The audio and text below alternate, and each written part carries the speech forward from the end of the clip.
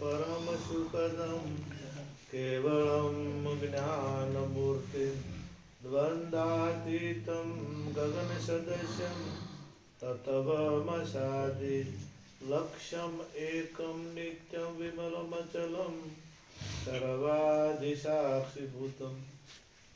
भावातीतं त्रिगुणरहितं सद्गुरुवे नमः नमामि। सद्गुरु મહારાજની જય. સદગુરુ સદારામ બાપાનો જય. સદગુરુ નિરાંત મહારાજની જય. સનાતન ધર્મની જય. આપણે ગોવિંદભાઈ તથા ગીતાબેન દ્વારા આજે ભજન સત્સંગનો કાર્યક્રમ રાખ્યો અને એમાં અમૃતરામ મહારાજ, રાણારામ મહારાજ, નવીનરામ મહારાજ તથા અમારા હાથે રમેશભાઈ અને તેમના ધર્મપત્ની તથા બધા પધાર્યા. ખૂબ ખૂબ ધન્યવાદ. આપણા સંતોએ જે જે કીધું છે એ બધું આપણા માટે હોય છે, પરંતુ આપણને સમજાય ના તો ઘણી વખત ઊંધું પડતું હોય. ઘણી વખત એ વાત સંત શું કહેવા માગે છે, સંત કઈ ભૂમિકાએ તમને લઈ જવા માગે છે, એ જે કહેતા હોય આપણા માટે જ હોય, પરંતુ ઘણી વખત કાઠું પડતું હોય, ભારે પડતું હોય. આપણે જે કહીએ છે કરી શકતા જ નથી. આપણે જે કહીએ છે, જે બોલીએ છે ને, એ બોલવું અને એ અમલમાં મૂકવું બે વસ્તુ જુદી છે. દાખલા તરીકે ગુરુ મહારાજે આપણે પ્રાથમિક ભૂમિકાથી જ વાત કરીએ કે આપણને મનુષ્ય બનાયા, મનુષ્યની ભૂમિકાએ ઊભા રાખ્યા. તો મનુષ્યની ભૂમિકા કેટલી ઊંચી છે. ખાલી મનુષ્ય કે હું મનુષ્ય છું એટલું કહેવું સહેલું નથી. કહેવું સહેલું છે, પણ મનુષ્ય થઈને રહેવું બહુ ડોહલું છે. મનુષ્યનામાં કોઈ વર્ણનો વિકાર જો શોર્ટ માત્ર હોય, અંતરમાં થોડો કે, તો એ મનુષ્ય નથી. સહેજ પણ જો વર્ણનો વિકાર આવ્યો તો સમજવું કે હું મનુષ્ય નથી. અને કોઈ ભાવ, જોગી જંગમ સેવડા દરવેશ, આ પણ એક કે ભાવ ના હોય, હું આચાર્ય છું એ ભાવ હોય તો એ મનુષ્ય નહીં. હું ભક્ત છું એવો ભાવ હોય તો એ મનુષ્ય નથી. હું કોઈ પણ ભાવ ના હોય જેનામાં, એ કેવળ મનુષ્ય. એટલે તો આપણા કબીર સાહેબ દીવો લઈને શોધવા બેઠા હતા કે મનુષ્ય કેટલા છે કાશી નગરીમાં દાડે. એટલે પેલા કે આ દીવો લઈને કેમ બેઠા છો? કે મનુષ્ય શોધું છું. મનુષ્ય તો બધા મનુષ્ય જ છે કે. પુસ્તક હોત પડતા કોઈ 2-4 જણા જ નીકળ્યા હતા, બધા વર્ણમાં વેચાયેલા હતા. એટલે જ્યાં સુધી આ એટલે ગંગા સતીને ગાવું પડ્યું છે કે જાતિને ભાતી નહીં હરિકેરા દેશમાં. એ સહેજ પણ જો છે ને, સહેજ પણ સોટો એનો વિકાર, જોરક વિકાર પણ છે, તો આપણી ભૂમિકા એ નથી. મહાત્મા ગાંધી, હું ઘણી વખત કહું છું કે મહાત્મા ગાંધી મહાત્મા શબ્દ લાગ્યો, મનુષ્યની ભૂમિકાએ ઊભા રહ્યા. હું ઘણી વખત આ કહું છું. અને મનુષ્ય એટલે જેવી તેવી બાબત નથી, પણ આપ પોતાને સમજવાનું છે કે હું અહીંયા સુખ નથી. હું એટલે શું કે નથી, એ આપણે વિચારવાનું. આપણે જિજ્ઞાસાની વાત કરી તો આપણે ભૂમિકા એ શક નથી. આપણે કાયમે જાણવાની ઈચ્છા શેક નથી, પણ ઘણા એવું થઈ ગયું કે હવે અમે જાણી ગયા, હવે અમારે કોઈ જાણવાની જરૂર નથી. પણ કાયમી માટે અહોનિશ આપણને એ જાણવાની અપેક્ષા, જિજ્ઞાસા રહેવી જોઈએ. અને જિજ્ઞાસા હોય તો જ જાણી શકે. આપણે નથી કહેતા બધા કે અમે નથી કોઈ બોલી શકતા નથી, કે અમે ગઈ શકતા નથી, કે અમે આ કરી શકતા નથી, કારણ કે અમે જિજ્ઞાસા જ નથી.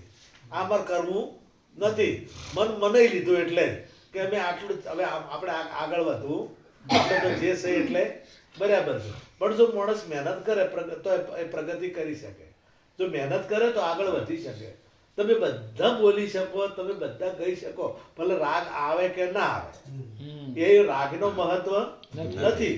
પણ તમે ગાવું હોય તો ગઈ પણ શકો, તમારે બોલવું તો બોલી પણ શકો. તમારે જે પણ તમને એ પ્રમાણેની જિજ્ઞાસા, એ ઉત્તમ જિજ્ઞાસા હોય તો જ મેળ આવે. 3 પ્રકારના જિજ્ઞાસા, ઉત્તમ, મધ્યમ અને કનિષ્ઠ. તો ઉત્તમ જિજ્ઞાસા હોય, મધ્યમ થોડું વભળે અને કનિષ્ઠ વભળે ખરું પણ મોને ના. એ તો કે કીધા રાખે. અમારા હમણાં જ એક મેળાવડામાં વાત છે તે હું થોડું બોલ્યો એટલે કે તો કે આપણે જે કરતા એ કરે રહેવા એટલે મૂળ મોનું નહીં કે ને અને મેં દાખલા ઘણી જગ્યાએ આલેલા છે અરે દાખલા આલેલા મેં અહીંયા ઘણો મોટો મેળાવડો હતો પબ્લિક ઘણી હતી તું સદારામ બાપુ તે બધા મોનો તો જેટલા મોનતા એટલા બધા હાથ ઊંચા કરો તો બધાને ઊંચા કર્યા તો સદારામ બાપુ માનતા હોય સદારામ બાપુએ ગાયો કે બીડી પીનારા બીડી છોડી દેજો દારૂ પીનારા દારૂ છોડી દેજો ગોજો પીનારા ગોજો છોડી દેજો બાપુ માનતા હોય તો છોડી દો એટલે એક જણો મેં બોલ્યો કે તો કે આપણે જે કરતા એ કરી રહેવા એટલે આરે સંતરે નહીં માનતા એ વાત તો નક્કી કે હે મારો વાય નહીં આપણે તો બાજુમાં જ બેઠા હતા વાયના બાજુમાં જ બેઠા એ તો કે અને બોલી રહ્યો તરત તમારા ચાલુ છે આ બાપુને નહીં માનતા એ વાત સાચી કે એટલે ગીતાને નહીં માનતા ગીતાનો કેસ છે પણ ગીતા માનતા નથી સ્વાધ્યાયનો તમામે તમામ જે સ્વાધ્યાયમાં હું એ જેલો છું ઘણો સ્વાધ્યાયનો કોઈ પણ વ્યક્તિ એવો નહીં કે ગીતા નહીં માનતો હોય સ્વાધ્યાયનો નહીં પણ આ હિન્દુ તમામ હિન્દુ કે ગીતા તો આપણો મુખ્ય ગ્રંથ છે બધા કહે છે કે તો ગીતામાં તો કીધું છે કે તત્વજ્ઞાની ગુરુ પાસે જવાનું તો અરે કેટલા અમલમાં મેલે છે આ કોઈ અમલમાં કેટલા મેલે છે આ વાત એ તો કે એ તો એ સ્વાધ્યાય પરિવારમાં તો કે તો કૃષ્ણ અમારા ગુરુ તો કૃષ્ણ શા માટે બોલ્યા કે તમારા આત્મજ્ઞાનની ગુરુ પાસે જવું પડે તત્વજ્ઞાની ગુરુ પાસે જવું પડે એવું કૃષ્ણ પોતે બોલ્યા છે હવે કૃષ્ણ પોતે બોલ્યા છે તો આ લોકો સ્વીકારવા તૈયાર નથી આ જગતનો જીવાત્મા સ્વીકારવા તૈયાર નથી એટલે કૃષ્ણ નથી માનતો એ ખાલી ઓમ માને છે પણ કૃષ્ણની વાત માનવા તૈયાર નથી એટલે તો જિજ્ઞાસા હોય તો એ મેં એક અક્ષર વાંચી અને એટલું તો થાય કે તારામાં કૃષ્ણ પરમાત્મા બોલ્યા છે કે ગુરુ મહારાજ પાસે જવું પડશે અથવા કંઈક હશે એમ હું કદાચ કહું તમારે ભજન રાખવું હશે દાખલા તરીકે અમુક કે અમુકને નહીં બોલાવો તો એમાં કોક હોય એક ખાલી સામાન્ય વાત કે એમાં કંઈક હોય અને જો પછી આપણને એમ લાગે કે આ બરાબર નથી આ મહારાજના ભેદભાવ છે મહારાજને ઓમ છે મહારાજને તેમ છે આ તમામની વાત કરું છું જનરલી વાત તો કે પણ આવું એને ના વિચાર આવું ના કહેવરાય એને શું હતો છે ગમે ત્યાં પણ એમાં કંઈક કારણ હોય છે એટલે ગુરુ મહારાજ કોઈ પણ વાક્ય કહેતા હોય કોઈ પણ વચન કહેતા હોય તો ધ્યાન મૂલમ ગુરુ મૂર્તિ પૂજા મૂલમ ગુરુ મંત્ર મૂલમ ગુરુ વાક્ય ગુરુ મહારાજ જે વાક્ય મૂકે એ મંત્ર થઈ જાવ છો આપણે મંત્ર મૂલમ ગુરુ વાક્ય મંત્ર ગુરુ મહારાજનું જે શબ્દ છે એ શબ્દ જે વાક્ય છે એ આપણા માટે મંત્ર થઈ જવા જોઈએ એમાં જો આપણે તરક ઊભો થાય ને તો વાત પટી ગઈ કે આપણે ગુરુને સ્વીકાર્યા નથી ગુરુ જે કોઈ કે આપણા કલ્યાણ માટે જ કહેતા હોય સદગુરુ મહારાજ જે કોઈ પણ કહેતા હોય એ બીજા કોઈ માટે કહેતા નથી હોતા આપણા માટે જ કહેતા હોય હવે સંચાલન મારે પોતાના જીવનની વાત કરું તો એક વખત કોર્નોસના મેળાવડો હતો અને પરથીરામ મહારાજને તારે હું એક સકડા ઉઠી આપણે વાગડો દૂધી મેળવા મેં જોડો તાર બાપુ ખાડેડા હાથ તો અહીંયા ખાડેડા થઈ જજો એટલે હું સકડો મેળવા આવ્યો અને પછી અહીંથી અમે સાધનમાં જ્યાં એટલે જમવાનું બનાવ્યો એટલે પરથીરામ બાપુએ કીધું કે જવનસિંહ કે લગભગ મને રહે એટલે કે જવનસિંહ તમારે આજથી ફરજમાં ના રહેવાનું ફરજમાં રહેવાનું નહીં મેં કીધું બાપુ નહીં રહું આજથી હવે એટલા એ સમયમાં તો મેળાવડા બધે હું આટલા મેળાવડા હોય ને તો લગભગ હું સંચાલનને ટાઈમે કરતો હતો તો આપણે આ મેળવું કાઠું ને મુખ્ય અને એ ટાઈમે પાવર હતો કે હું જોઈ તોય જો પરવાન કરું તો એને કીધું છે કીધું કોઈ કશે એમાં તારે મહારાજે કીધું છે અને ખરેખર એ મૂક્યું તો મારો ભાવ વધ્યો એટલાથી મેં કોઈ દાડો ફરજમાં કોઈ જગ્યાએ કદાચ ના છૂટકે કોઈ જગ્યાએ મને હું કોઈ દાડો ફરજમાં રહ્યો નથી એટલે સંતનું વાક્ય છે ને આપણે તારવા વાળું હોય મારો કહેવાનો ભાવ કે એમણે એ કીધું તો એ મને ફળ્યું છે નહીં ફળ્યું એવું એ ફળ્યું છે જો કદાચ એ ભાવ એ હું કદાચ એ મેળ્યું જ ના હોત ને તો અત્યારે જે ભાવ સંતોમાં છે ભક્તોમાં છે એ ભાવ ના હોત કારણ કે કોકને તો આપણે અળખા થશે કોકને તો અળખા લાગે જ કારણ કે બધે ન્યાય આપી શકે નહીં એટલે પછી આ વાત હમણે નીકળે એક દાડો એટલે મહારાજે કીધું કે મેં યાદ કર્યું મહારાજ તમને યાદ હોય તો એટલે કે અમારે હવરાય ભલે મહેન્દ્રની રહેતા ભલે રે ગમે તે કરતા પણ એમાં રહેવરાય જ નહીં અને તમે મારું મોન્યું મહત્વનું એટલે ગુરુનું વાક્ય સંતનું વાક્ય આપણા જીવનમાં એનો અમલ કરવો અને અમલ કરવો એ મહત્વનો. ભજન ગઈએ આપણે આશરીની ચોપડી ઉતરાવું અને મારા ગુરુને પહેરાવું તો એ ગુરુના હા એના ગુણ આપણે લખી શકતા કે ગઈ શકતા નથી.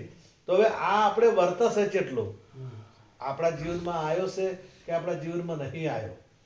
આપણે ગુરુ મહારાજે જીવન મુક્તિની દશા બતાવી તો જીવન મુક્તિની દશા કેવી હોવી જોઈએ, જીવન મુક્ત કહેવું ને અને વર્તવું.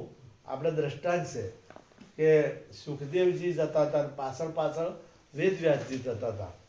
તો બહેનો નાતી હતી નદી કિનારે, એટલે બધી બહેનો નાતી એટલે સુખદેવજી નીકળ્યા ને તો સુખદેવજીની ઉંમર નહીં હતી, લગભગ કોઈ 20 વર્ષની, કોઈ 25 વર્ષની એમ.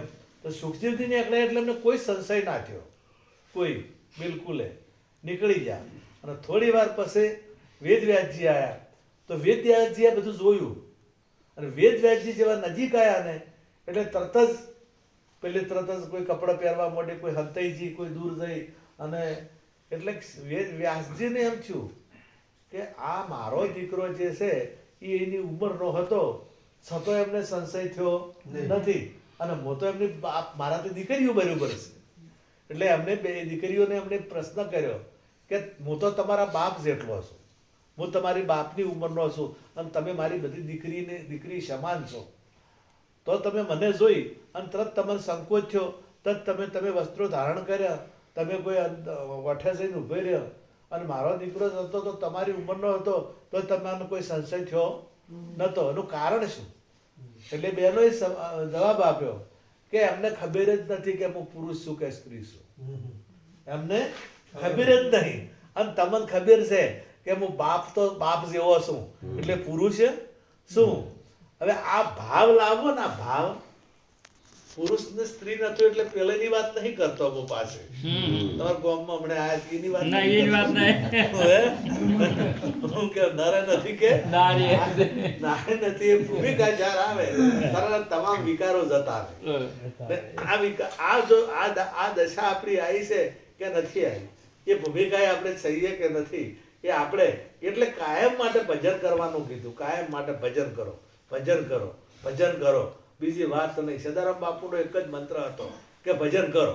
કોઈ આપણે ફરિયાદ લઈ જાય કે ભજન કરો, કોઈ આપણે જો કદાચ કે નવીનભાઈ ઓમ કરતા હતા, નવીનભાઈ આવું બોલ્યા હતા, નવીનભાઈ બોલતા આવડતું નથી, ભજન કરો, ભજન કરો, એ બધી વાતો છોડો, ભજન કરો. આપણે બીજી કોઈ વાત નહીં. કોઈ એમ કહે કે બાપુ આ તારે ઓમ કરે છે તો ભજન કરો, બીજી વાત નહીં. આ ભાવ આપણામાં આવે તો હરિગુરુને એટલું આનંદમાં રહેવું રે, ભજવા પરિભ્રમને બીજું કાંઈ ના કહેવું. એટલે હરિગુરુને એટલું આનંદમાં રહેવું, ભજવા પરિભ્રમને બીજું કાંઈ ના કહેવું. પેલા નતા દ્રષ્ટાંતો તમે વાપરેલું જ છે. પેલા જાતા હતા ને 88,000 ઋષિઓ તપ કરીને પરમાત્માના દરબારમાં જાવ તો પરમાત્માના ધામમાં જાવ તો એટલે આ જહાજમાં ઉડિયામાં બેસી અને બધા જતા હતા એટલે વસમાં પેલા માટલા કાઢતા હતા. કારણ કે એમાં તો એ હોય જ માટલા કાઢવાવાળા તો હોય જ કે એટલે માટલા કાઢતા હતા. એટલે કે આજ કેટલું ખરાબ કામ કરે છે, પાપ કરે છે, ઓમ કરે છે, તેમ કરે છે, આ બધી વાતો કરી અને ત્યાં જાય એટલે દરવાજા બંધ થઈ ગયા. ચમ શું છું કે તમે આ વચ્ચે પેલા જે એનું કર્મ કરતા હતા તો તમને શું થયું? તમને ચેમાં દેખાણું? તમે પરમાત્માનું ભજન કરતા હતા તો તમને આ દેખાણું કેમ? એટલે તમારા માટે ભગવાનના દરવાજા બંધ પાછા જો ને પાછા વળી એટલા વર્ષો તપ કરી અને વળી હેડ્યા એટલે ફરી અરે પેલા કરતા જ થયે તો કે તમે તાર કરતા એનાથી વધારે કરો, કરતા એનાથી વધારે કરો. અમારે શું તમારે ભોગવવાનું છે કે તમે તાર કરો. એટલે ફેર જાય એટલે ફરી દરવાજા બંધ. કે હવે શું કે તમારે આ શું કોમ કહેવાનું આવે છે? તમારે કોઈ આ કહેવાનું આવતું નહીં. એટલે ફરી જો તપ તમારું તપ ફેલજો, આટલા વર્ષનું તપ તમારું ફેલજો. એટલે ફરી પાછા આવ્યા, ફરી તપ કર્યા અને ફરી ગયા. ફરી જતા હતા એટલે વળી હોય ને ઓછું બંધ કરીને બેસી ગયા. બધા ઓછું બંધ કરીને બેસી ગયા એટલે આગળ ગયા એટલે પર દરવાજા ફરી બંધ. કે હેલા ફેરા શું થયું? તમારે ઓછું શું બંધ કરવી પડી? તમારે શું દેખાડું? તમારે ગુરુ મહારાજે જ્ઞાન નહીં આલ્યું? ગુરુ મહારાજે તમને સત્ય નહીં બતાવ્યું, ગુરુ મહારાજે તમને નથી સમજણ આપી, તમારે શું કહો મોખું બંધ કરવી પડે? તો કે હવે આ ફેલ, આટલા વર્ષ તપ કર્યું એ ફેલ, પછી પાછા જો ફરી તપ કરીને આવે છે કે આપણે બીજું કોઈ કરવું નથી, ભજન કરો. આપણે હરિગુરુને એટલું આનંદમાં રહેવું, ભજવા પરિભ્રમ ને બીજું કોઈ ના કહેવું, ભજન ચાલુ કરો. ભજન ચાલુ કરતા કરતા કોઈનો દોષ ન જોયો, કોઈ કશું ન જોયું, એટલે જ્યાં એટલે દરવાજા કે આવર આવે આવતારો. એમ આપણે જો કદાચ કોઈનો દોષ જોવા જા, કારણ કે તમને દ્રષ્ટિ આપી છે, દ્રષ્ટિ તો પરમાત્માનું સ્વરૂપ જ છે કે બધું. જો ગુરુ મહારાજ દ્રષ્ટિ આપી, ગુરુ મહારાજે આપણી દિવ્ય દ્રષ્ટિ મળી છે, તો દિવ્ય દ્રષ્ટિમાં પરમાત્મા સિવાય બીજું કઈ છે નહીં. તો તમે ઓખે કેને સામે મેચો? ઓખે તમે જો પરમાત્મા જ દેખાતા હોય બધે, તો પછી બીજું તો કોઈ હોય ના. જે સ્વરૂપ છે, તમે જેવા આમ તો તમે જેવા ભાવે ભજો છો ને એવા ભાવે આવે છે. તમે જેવા ભાવે કરો એ ભાવ એ થાય. આપણે પોતાનો વિચાર કરો, પોતાનો, કે આપણે કદાચ લગ્ન કર્યા પછી આપણે હાહરાના ઘેર જ, એટલે આપણા મનમાં ભાવ થાય ને કે જમઈ, હું એનો જમઈ છું. ભાવ આપણે જમઈ નો થાય ને, તો એ શા ભાવે જોવે પછી? હા, જમઈના ભાવે જોવે છે ને. અને તો તમારે એવો ડોળા કરવો પડે કે ના કરવો પડે? તમારા ભાવ નથી તો તમારે એ જમઈ થવું પડે. દીકરી પરણીને આવે હાહરીમાં, દીકરી પરણાવે એટલે હાહરી જાય, એટલે એને વહુ થવું પડે કે ના થવું પડે? વહુનો ભાવ એને લાવવો પડે અને એને એમ વર્તવું પડે. અને પેલા ને બધાને વહુ દેખાય છે. હા, તમે ગમે તે જગ્યાએ જો, તમે શેઠ થઈ દુકાને જો, તમારા નોકર નહીં જો તમારા ભાવ આવે કે હું શેઠ છું, અને પેલા હમે એને મારા શેઠ છે એવો ભાવ આવે કે ના ભાવે એને? તમે જે જગ્યાએ જો એ જગ્યાએ ભાવ બદલાય, બીજું કે તમે બદલો. તમે જે જગ્યાએ જો છો એ તમારો ભાવ બદલાય. કારણ કે પરે તમે દાદાના પાસે જો છો તો દાદાના મનમાં તમારો એ પુત્રનો ભાવ છે, એટલે તમારે પુત્ર થઈને જવું પડે છે. પર હાહરામ તમે જો તો શાસ્ત્રના અમારા જમઈ છે એવો ભાવ છે, એટલે તમારે જમઈ થવું પડે છે. તમે બેનના ઘેર જો એટલે બેનને ભાવ છે કે મારો ભાઈ આવે છે, એટલે તમારે ભાઈ થવું પડે છે. મા પાસે જો એટલે માને જ ખબર છે કે મારો દીકરો આવે છે, એટલે દીકરો તમારે થવું પડે છે. નોકર શેઠ નોકરી કરવા જો તો તમારો એનો ભાવ જ છે ને કે મારો નોકર આવે છે, તો તમારે નોકર થવું પડે છે. તમને હોમે વાળા જે ભાવે જોવે છે એ ભાવ તમારા, તમે એકના એક જ છો, તમે કદી બદલાતા નથી. પરંતુ હોમે વાળાના ભાવને લઈ અને તમારે પાત્ર અહીંયા ભજવવું પડે છે. હોમે વાળો જે પાત્ર ભજવે એ પાત્ર તમે કારીગર થઈને જો, પર કારીગરના ભાવે જોવે છે, એટલે તમારે કારીગર થવું પડે. ને તમે એના એ છો, તમે જમઈએ નથી, તમે હારાય નથી, તમે દીકરાય નથી, તમે પુત્રય નથી, તમે નોકર નથી, તમે શેઠે નથી, તો તમારે ભાવે થવું પડે. હવે પરમાત્માનું એટલે કીધું કે તમે જે ભાવે મને ભજો છો એ ભાવે હું, તો પર એવો ભાવ થાય છે. જોઈ આપણો ભાવ બદલાય છે ને, આપણો ભાવ બદલાય છે. અહીંયા જોવો એટલા ભાવ બદલાઈ જાય કે આ તો ગુંડા છે, આ તો ત્રાસવાદી છે. તો ભગવાને તો કીધું કે આ તમામે તમામ સ્વરૂપ પરમાત્માનું છે, બહેરાણ સ્વરૂપ પરમાત્માનું છે, પરમાત્મા સિવાય બીજું છે નહીં. તો જો કદાચ દ્રષ્ટિમાં થોડોક પણ દોષ આવે, તમને જે ભૂમિકા જો તમારી ફરજ અદા કરવી એ તમારો ધર્મ છે, ફરજ પરિપૂર્ણ નિભાવી એ તમારો ધર્મ છે. પરંતુ જો દોષ દ્રષ્ટિમાં જરા પણ આવે, દોષ દ્રષ્ટિ દેખે ના લગાર દુર્લભ એવા સંતને એ દશા લાવવી કાઠી છે. ભૂમિકા એ વર્તું કાઠું છે. એટલે પર એટલા માટે એક દ્રષ્ટાંત આપ્યું છે કે તમને કોઈનો દોષ જ્યાં સુધી દેખાય છે તો સમજવું કે આપણામાં ભલે આપણે જિજ્ઞાસા પ્રગટવા કરવા માટે આપણે ભૂમિકાએ ઊભા રહી અને કદાચ કહેવું પડે, પણ તમારા અંતરમાં દોષ ભાવ ના હોવો જોઈએ. જેમ આપણે દ્રષ્ટાંતો ઘણા મહાપુરુષો હાલતા હોય કે આપણે કપડાં ધોતી હોય બેન, આ તો ધોકા છોડતી હોય જોર કરી તો કપડા ઉપર રીહ નહીં એને, કપડા ઉપર રીહ એને તો શું કાઢવું છે? મેલ. મેલ કાઢો. કપડા પ્રત્યે માસ્તર કદાચ શિક્ષક બાળકને મારે છે તો એને બાળક પ્રત્યે ભાવ નથી, પણ બાળકને તો ગુરુ મહારાજ પણ આપણને કદાચ કંઈક કે તો એ આપણા માટે જ કહેતા હોય, સંતો આપણા માટે ઠપકા આપ્યા તો એ આપણા માટે જ કહેતા હોય. એટલે જે સંત મહાપુરુષ જે કહે એ આપણા જીવનમાં ઉતારો. મહત્વની વાત એ ભજનનો અર્થ જ થાય કે આપણા જે ઉપદેશ છે, આપણે જે ગુરુ મહારાજે સમજાયા છે, એ ગુરુ મહારાજને જે સમજાય એનું ચિંતન કરવું, મનન કરવું અને નિધિ ધ્યાસ કરવો. આ ચિંતન મનન કરતા કરતા તમે પદ્ધ એવા થઈ જશો. તમારો જેવો ભાવ હોય એવા તમે થઈ જશો. તમારે જો જે માણસ જે કર્મ કરતા હોય છે ને, જે ધંધો જે કરતો હોય છે ને, આ તો એના ડોળ બદલી જાય. તમારે નજર કરવાય ને, જે ડ્રાઇવિંગનું કામ કરતો હોય છે તો એનો ડોળ બદલાઈ જાય. તમે જો કદાચ પેઢી ઉપર બેસતો હોય છે ને તો એનો ડોળ બદલાઈ જાય.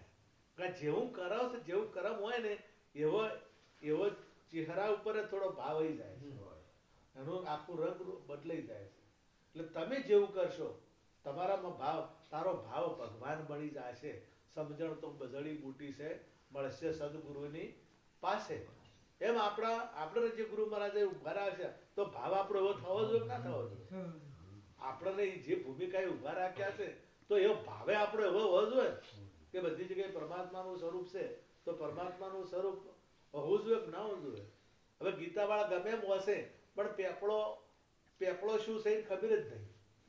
પેપળો શું છે એ ખબર નહીં એટલે કહેવાનો કે પેપળો કપાય. પેપળાને કોઈ થાય એવું નથી. જેમ કે પેપળો આપણે સામાન્ય બાબત છે. આ ટોપી છે તો ટોપી હું બોલું છું એક, અને ટોપી કદાચ હોય લખેલું છે. ટોપી લખેલું છે અને ટોપી હું બોલું છું, તો જે બોલું છું એ પહેરા હે હે, અને જે લખેલી છે એ પહેરા હે? લખેલી છે એ નહીં પહેરાય અને બોલું છું એ પહેરા હે નહીં. હવે વસ્તુ તો ત્રીજી જગ્યાએ પડી છે. વસ્તુ ત્રીજી જગ્યાએ પડી છે. તમને પેલા ખોડ કદાચ લેવા આવે દુકાનમાં, આ તો એને બોલતા નથી, ખોડ બોલે છે ને, અને ખોડ તમારે લખેલી છે, ખોડના ભાવે લખેલા છે, પણ લખેલી થી ચા નહીં થાય કે જે બોલે છે એનાથી ચા થાય છે નહીં. વસ્તુ છે ત્રીજી જગ્યાએ છે. એ ત્રીજી જગ્યાએ બે જે લખેલું કે બોલેલું એ બે ના બાદ કરો તાર વસ્તુ હાથમાં આવે. એમ જે ગુરુ મહારાજે કહ્યું નામ રૂપ ગુણ બાદ, ચોથું પદ અવિનાશ, ચોથા પદનો ભેદ જાણે તેને કહીએ હરિનો દાસ. આ તો તમામ સંતો આ વાક્ય કહે છે તમામ. તો બાદ જેમ થાય ઓમાંથી આ ઊંની બાદ કરે તો રહે શું પછી? ઓમાંથી ઊન કદાચ બાદ કરે અથવા ટોપી રે બંધ, ઊન બાદ કરે તો ઊન બાદ કરે તો રહે ના. પોણીમાંથી બરફ શું છે તો બરફમાં તો પોણી બાદ કરે કોઈ રે? પોણીમાંથી પેલા બરફમાંથી પોણી બાદ કરી નો તો બરફ રે? તો બરફ ને પોણી જુદું છે કે? બરફ અને પોણી જુદું નથી. ઊન ની ટોપી જુદું. ઊન છે તો એ છે અને ઊન નથી નહીં. ઊન ના લીધે છે ને હોનું છે, દાગીનો છે, દાગીનો છે તો હોનું છે, અરે હોનું છે તો જ દાગીનો, અને હોનું નથી દાગીનો એ નથી, હોનું નથી. હવે આ ત્રણ બાદ કરવાની મહાપુરુષે વાત કરી તો ત્રણે પેદા એકમાંથી છે. હોનામાંથી નામે શું છે? હોનામાંથી દાગીનો શું છે? રૂપ, ગુણ અને નામ એ ત્રણે હોનામથી છે. રૂપે એમાંથી આવ્યો, ગુણે એમાંથી આવ્યો અને નોમે એમાંથી આવ્યો. કારણ કે લગડી હતી. હવે લગડી હતી, લગડીમાંથી તમે દોરો ઘડાયો તો દોરો નોમ શામાંથી આવ્યો? હોનામથી જ આવ્યું કે? તો જે ગુણ હતો પહેરવાનો એ શેમાંથી આવ્યો? હોનામથી જ આવ્યો ને. અંદર દોરો નોમ અને ગુણ અને જે ઘાટ એ હોનામથી આવ્યો ને. એ ખોટું હોનું જ ના હોય તો ઘાટ હોય? હોનું જ ના હોય તો ઘાટ ના હોય. હોનું ના હોય તો એ ગુણ પણ ના આવે, અને હોનું ના હોય તો એ રૂપ પણ આવે. ત્રણે એમાંથી પેદા છે. ત્રણ એમાંથી પેદાશ છે અને ત્રણે એમાં સમય જાવું એનું નામ બાદ કરવું. ત્રણ એમાં સમય જો એને એ બાદ કરીને તમે ચો મેલો નીકળે એમાં છે જ નહીં. ખોડમાંથી મીઠાશ બાદ થાય જ ના. તમે ગમે તેમ કરો તો ખોડમાંથી મીઠાશ બાદ થાય નહીં. પણ કે ખોડ મીઠાશ નથી એમ કહેવરાય. ખોડ એ મીઠાશ નથી તમે કહી શકો, કારણ કે ખોડ નામ છે, બરોબર. ખોડ મીઠાશ નથી એમ કહી શકો, પણ આ ત્રણ ઉત્પન્ન થશે. ત્રણે એમાંથી થશે. જહીં સે ઉપના વહી સમાના. પાણીમાંથી સમુદ્રની લહેરીઓ ઉપર અને ઘોગ જે પેલા ફેણ છે ને એ એમાંથી પેદા થાય અને તરંગ એ એમાંથી તરંગ ફેણ અને પરપોટા બુંદ બુંદે એ એમાંથી પેદા થાય. આ બધું પાણી કે બીજું કોઈ અને આ બધા કદાચ હમોય એને બાદ કરે તો જોય ચોય પાણીમાં જ જોય, બીજે કોઈ જગ્યાએ જોય નહીં. એટલે આ જહીં સે ઉપના વહીં સમાના નિરોધ બાપુએ કીધું છે. એટલે જેમાંથી આ પ્રગટ થયું છે, આ નામ કો રૂપ કો ગુણ કો આ બધું મૂળ સોનાની લગડીમાંથી ઉત્પન્ન થયું છે. અને એમાં ને એમાં હવે જગત જે ભરમાઈ ગયું છે એ પેલા જે મૂળ વસ્તુ જોતું નથી અને આ જે ઊભું થયું છે એમાંથી એને જોવે છે. એમ આ મહત જે મહત તત્વ છે, મૂળ તત્વ જે છે એમાંથી આ જગત ઊભું થયું છે. તમે જે કોઈ આ બધું આ ત્રણે અમુક ત્રણમાં બધું આવી ગયું. નામ રૂપ ગુણમાં બધું આવી ગયું. આ તમામે રૂપ તમામ રૂપ પ્રકારના આ બધું એમ આવી ગયું. હવે જગતને શું દેખાય છે? જે છે એ દેખાતું નથી. એટલે મહાપુરુષ વિચાર કરીને બાદ કરો. બાદ કરવું એટલે એમાં સમાવવું, એને એ રૂપે જોવું. લગડી નથી જે સોનું બન્યું, સોનામાં દોરામાં સોનું જોવું, દોરો ના જોવું. એનું નામ બાદ કર્યું કહેવાય. કોઈ કાઢીને કોઈ જગ્યાએ જવા જાતું નથી. એટલે મહાપુરુષોના વાક્યો સદગુરુના શબ્દ વિચારતો માટે માયા મોહ ને વિકાર, મોહ માયા ને વિકાર બાળી ભસ્મ કરે બીજી વાસના, પૂર પ્રગટે પ્રેમ અપાર. હવે આ જે આપણે જેને જગત તરીકે જોતા હતા એ જ જગદીશ થાય. બીજો કોઈ તમે જગત તરીકે જોવો છો એ જ જગદીશ થાય. તમે તમારા પુત્રને પુત્ર તરીકે જોવો છો પણ એની પત્ની તો ધણી તરીકે જોશે છે તો એનો એ, પણ એને એ તમે પુત્ર તરીકે ભલે જોવો પણ એને પતિ તરીકે જોવાની ને જોવાની. એમ ભગત છે. જગત એ ગમે તે ગણાય, જગત એને ગમે તે મોને, પણ જગત જગદીશ જગત ભગત છે એ જગત નહીં મોને. એ એને જગતથી જ મોન છે. એને પેલા બધા ગમે તે મોન છે, બ્રહ્મા વિષ્ણુ મહેશ મોન છે, પણ એ જે ભગત છે એ તો ગુરુર બ્રહ્મા ગુરુર વિષ્ણુ ગુરુર દેવો મહેશ્વર ગુરુર સાક્ષાત પરિબ્રહ્મ તસ્મે શ્રી ગુરુવે તત્વસાર ત્રિલોકમાં ગુરુ ગોવિંદ એક રૂપ, આદ અંત મધ્ય એક છે, હરિ ગુરુ સંત સ્વરૂપ. આદ અંત ને મધ્ય એક છે, હરિ ગુરુ સંત આ ત્રણે સ્વરૂપ આદમાં મધ્યમાં અને અંતમાં આ ત્રણ કાળમાં આ એક જ સ્વરૂપ છે, બે સ્વરૂપ નથી.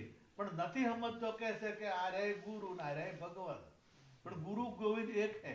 ગુરુ ગોવિંદ બે છે નહીં.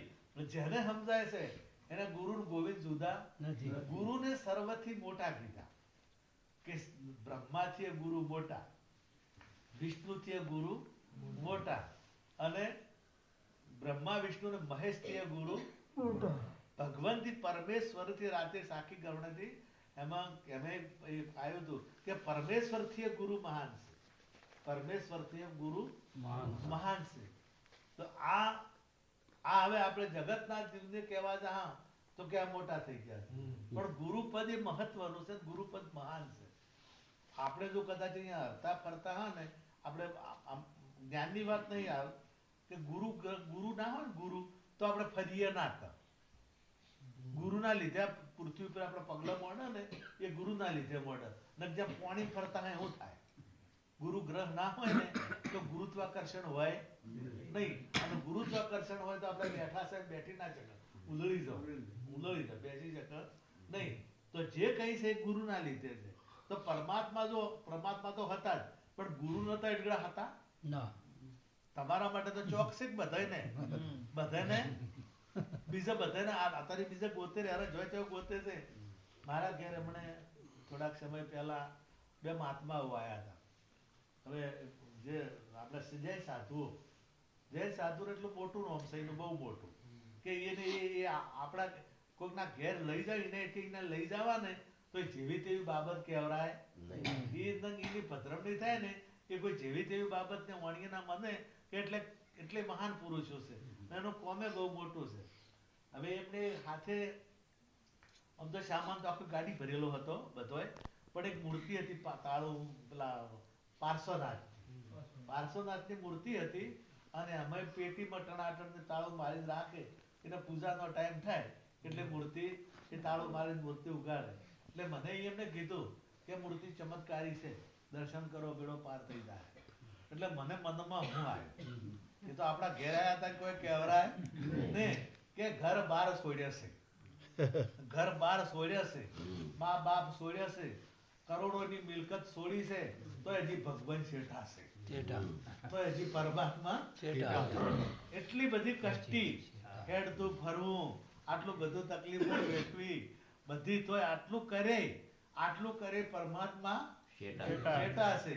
અને એટલું બધું છોડે કે કોક બીજા જન્મમાં આપણે આ જન્મમાં પુણ્ય કરશે તો બીજા જન્મમાં પરમાત્મા મળશે. હજી ઉધી વાત જોઈ રહ્યા છે, હજી વાયદો છે. તો વિચાર કરો કે તમે ભાગ્યશાળી તો છો જ, તો બધા ભાગ્યશાળી છો કે સહેજ મળ્યું. પણ સહેજ મળ્યું એની કિંમત બધા કરી શકતા નથી. સંત એ કોઈ જેવી તેવી બાબત નથી. એને ઇગ્નોર ના કરવાનો, અને કોઈ દાડો સામાન્ય ગણવો નહીં. અને એ સહેજ તો જ આપણે પરમાત્મા સુધી પહોંચી શક્યા છો. અને પરમાત્માનો સાક્ષાત્કાર ભાઈ અમને કીધું બહાર ભીતર એક નિરંતર બાજે નાદ ગગનમાં, કે બહાર ને ભીતર જો ગુરુ છે તોય નક્કી થયા છે, કે બહાર ને ભીતર ને ચોય નક્કી ના થાય. પેલા મેં ના કીધું કે એટલા તપ કરે એટલે એટલું બધું છોડે, હજી ભગવાન નહીં ભાળ્યા